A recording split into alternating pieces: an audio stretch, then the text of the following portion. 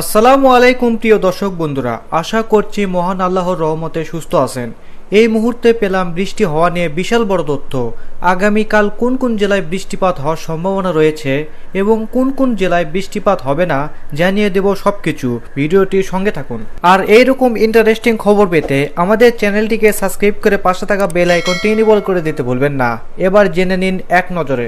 এই গরমে সবাই চাচ্ছে একটু স্বস্তি পেতে, কিন্তু বৃষ্টির দেখা যেন মিলছেই না।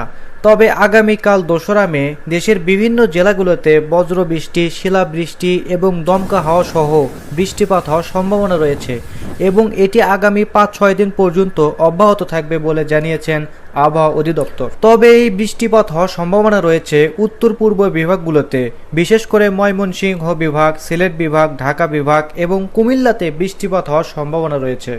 তবে উত্তর পশ্চিম জেলাগুলোতে আগামী 2 দিনের মধ্যে বৃষ্টিপাতের সম্ভাবনা নেই, এরকমই বলেছেন আবহাওয়া অধিদপ্তর।